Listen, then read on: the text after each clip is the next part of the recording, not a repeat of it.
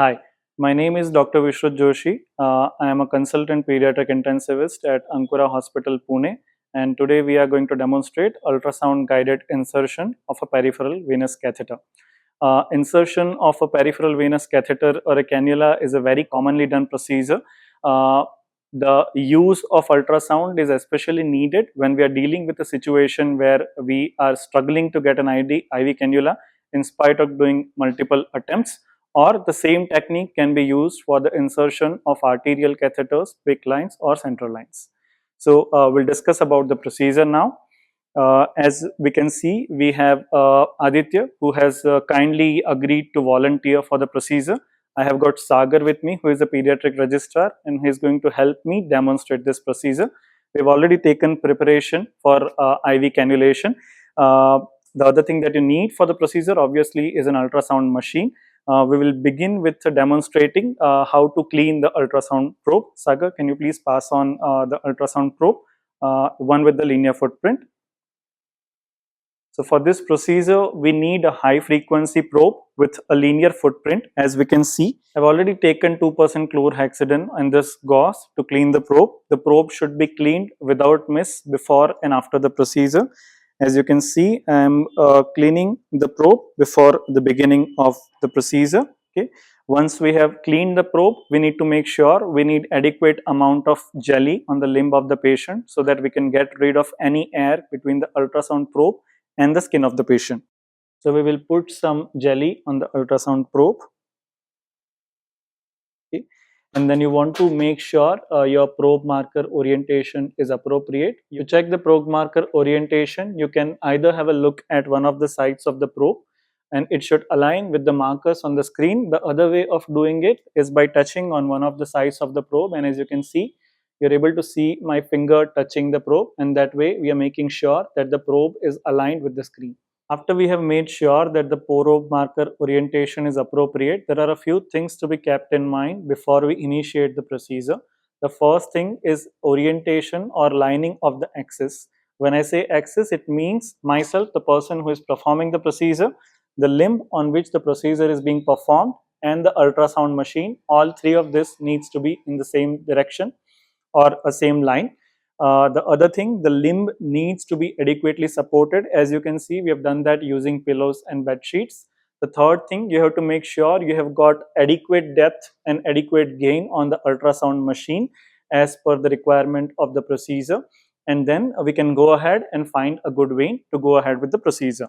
So now we'll go ahead and try and find a good vein on Aditya's upper limb.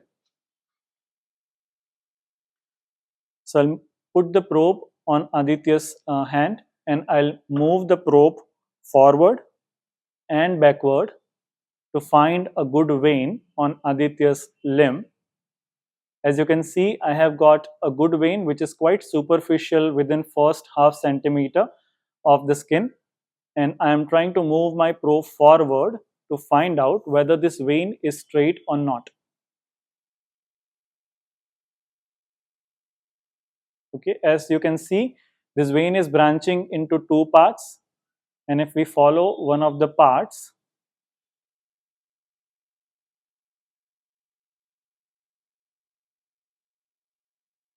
it's reasonably straight. So this might be a good candidate for a peripheral IV cannula insertion. As you can see, when I'm pressing over the skin, it is completely collapsing. This is one of the ways of making sure it's a vein and not an artery. If you press on an artery, you would be able to see some pulsations.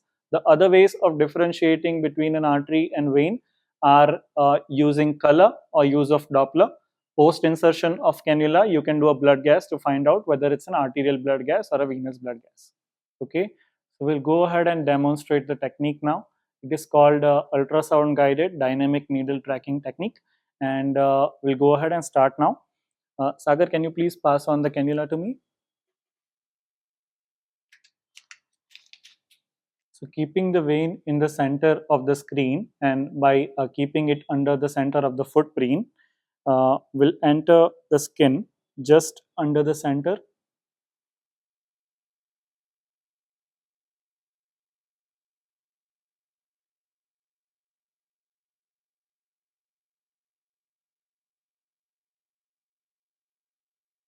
That bright spot you can see inside the vein is my needle, and I am now moving my needle in the forward direction. As you can see, my needle is disappearing and then appearing again inside the vein. Disappear, appear, disappear, appear, disappear, appear, disappear, appear, disappear, appear, disappear, appear. Now I can go back and check whether I've got any backflow.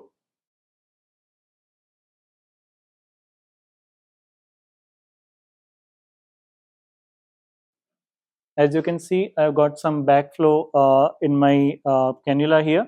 Now I'll slowly remove the needle and see if I've got a good backflow over here.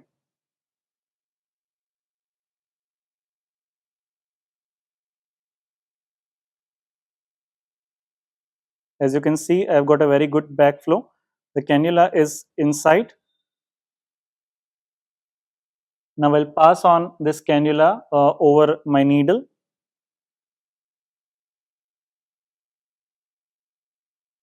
And then go ahead and fix it as you would do for any normal cannula.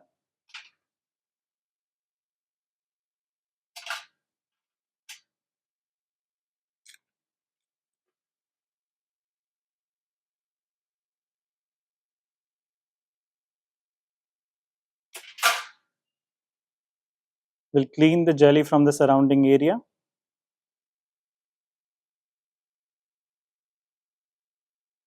Sagar, can you help me with fixing this cannula?